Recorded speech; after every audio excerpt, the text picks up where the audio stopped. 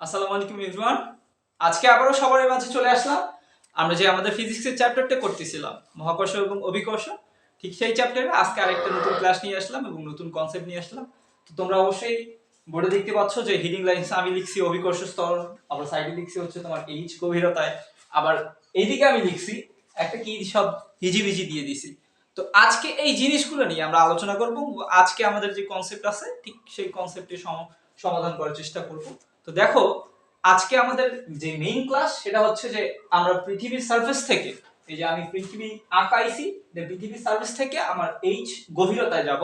আমি যাওয়ার পর হচ্ছে সেইখানে আমার গ্র্যাভিটি বা অভিকর্ষ স্তরের মানটা কি রকম আসবে, ঠিক সেইটাই বের করা হচ্ছে আজকে আমাদের প্রধান কাজ। তো চলো দেরি না করে শুরু করে দিই আজকে আমাদের ক্লাস।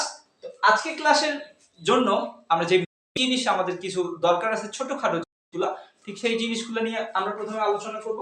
আমরা সবাই এই ইকুয়েশনের সঙ্গে পরিচিত আছি যে রো ইকুয়ালস টু হচ্ছে m বাই v।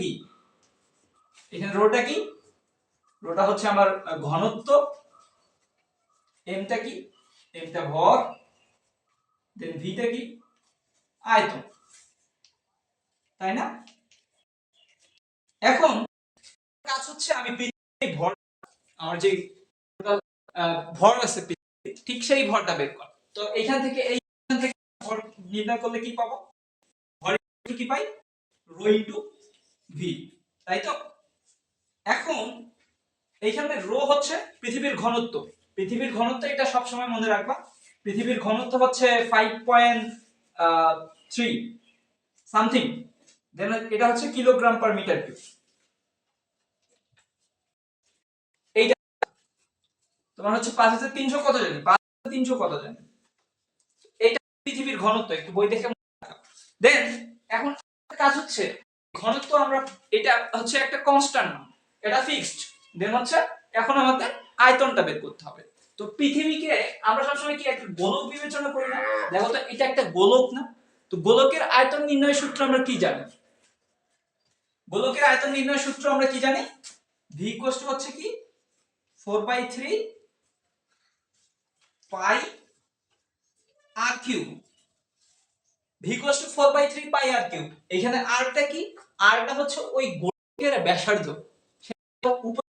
ঘন। এখন দেখো পৃথিবী আমরা তোমার হচ্ছে ঘন আয়তন বের করতে চাই, তাহলে কি আসে? 4/3 দেন পাই, ব্যাসার্ধ ক্যাপিটাল আর, তাই না? আর কিউব। এইটা পাইছে, এটা হচ্ছে আমাদের পৃথিবীর যে টোটাল আয়তনটা আছে ঠিক এইটা। এখন এর সাথে আমরা আরেকটা জিনিস বের করে রাখবো। আমরা এই যে দেখো এ পয়েন্টটা আমি কি দ্বারা চিহ্নিত করছি? সারফেস দ্বারা। দেন পয়েন্ট আমার সেন্টার দ্বারা। আবার বি এইচ উচ্চতায় সে বি পয়েন্টে গেছে। এখন তার মানে আমার এইটুক ডিসটেন্সটা কত ভাই? এই ও থেকে বি পর্যন্ত এইটুক ডিসটেন্স থেকে আর মাইনাস এইচ না, তাই তো? তো দেখো এই বি পয়েন্টে এটাকে আমি এই আর মাইনাস এইচ ব্যাসার্ধের আরেকটা ছোট গোলক বিবেচনা করে নিলাম। কি করব? যে বি পয়েন্টে আছে ঠিক ওইখানে আর মাইনাস এইচ এর ব্যাসার্ধের সমান নিয়ে আমি আরেকটা ছোট গোলক বিবেচনা করব। এখন এই ছোট গোলকের আয়তনটাও আমি বের করব। তো ছোট গোলকের আয়তনটা কি আসে? ওইখানে জাস্ট ব্যাসার্ধ চেঞ্জ হবে। তো এইটা আমি ভি নিলে আমি নিব ব্যাস, তার মানে এটা কি 3 দেন আর মাইনাস এইচ, তার উপর কি হোল কিউব, তাই তো? এইটা হচ্ছে কি আমার ওই যে ছোট যে গোলক আছে, আমি এইচ উচ্চতায় নামার পর পৃথিবীর কেন্দ্রের দিকে যে আয়তনটা আছে ঠিক এইটা হচ্ছে কি এই যে 4/3 pi into r minus H whole cube.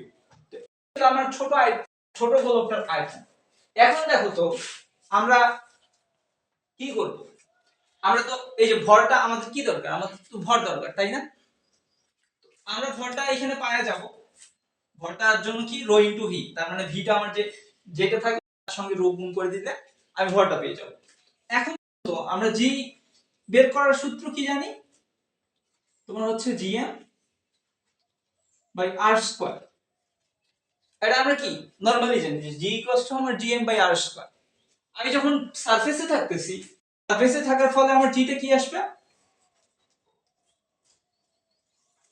দেখো এখানে পৃথিবীর ভরটা জি তো দেন এই ভরের জায়গায় কি রো টু ভি, তার মানে এই যে রো আমি দিলাম, রো দেওয়ার পর কি দিব, ভি এর মান দিব। ভি এর মানটা কত, এই যে 4/3 pi into r cube divided by r square. এখান থেকে ভি এর এই ইকুয়েশনটাও মাঝে মাঝে কোনো ম্যাথে লাগে, 4/3 জি ইনটু পাই ইনটু আর এই ইকুয়েশন মাঝে মাঝে লাগে, বুঝা গেছে? তো এটা হচ্ছে নরমালি জি বের করার যে ইকুয়েশনটা।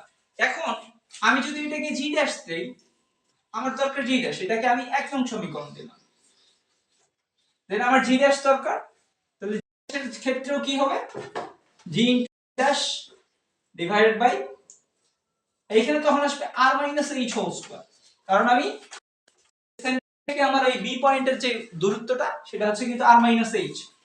এখন তোমার জি ঠিক থাকলো, দেন এম ড্যাশের মানটা আসবে কি, 4/3 পাই ইনটু এই যে আর মাইনাস এর উপর হোল কিউব ডিভাইডেড বাই কি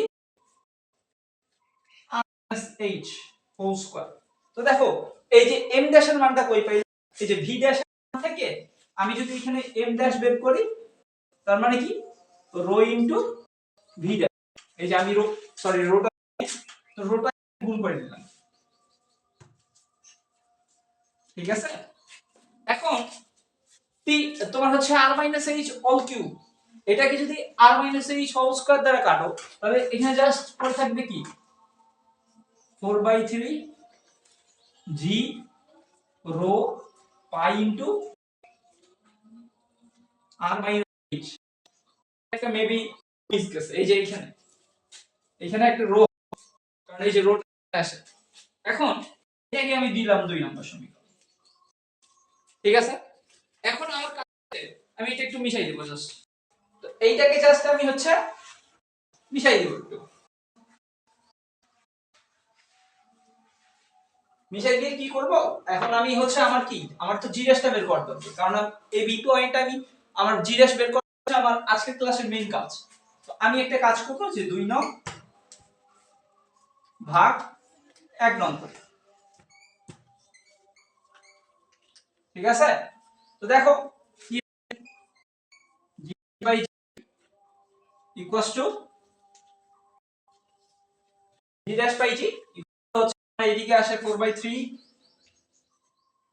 জি pi into r minus H,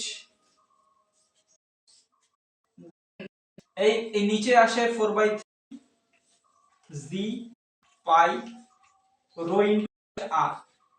এখন দেখো তো এই রাশি বেশি কাটে যায়, দুইটাই তো সেম, তার মানে আমার g dash by equals to থাকে হচ্ছে তোমার r minus h by r. তাহলে এটা যদি আমরা একটু সরল করি, g dash by g equals to হচ্ছে 1 মাইনাস এইচ বাই আর। তুমি এটাকে ডিরেক্ট জি ড্যাশ কি লিখতে পারো, জিটা এদিকে হয় জি ইনটু 1 মাইনাস এইচ বাই আর। তো ভাই এটাই হচ্ছে আমার ওই যে পয়েন্ট যেটা ঠিক ওই বি পয়েন্টে অভিকর্ষ স্তরের মানটা। কত কিছু ক্যালকুলেশন করে তোমার বি পয়েন্টে আসার লাগে, বি পয়েন্টে আসার লাগে। এটাই হচ্ছে তুমি যে কোনো জায়গায় এমসিকিউ সিকিউ হোক, যেই কোনো জায়গায় তুমি এই ইকুয়েশন বসাই দিবা, টিচার্স মার্কস কাটতে পারবে না। তুমি বোঝা গেছে আজকে এই কনসেপ্টটা। ধন্যবাদ তোমাকে এখন থেকে আমার সাথে যুক্ত এবং এই দেখতে। তো তোমরা যদি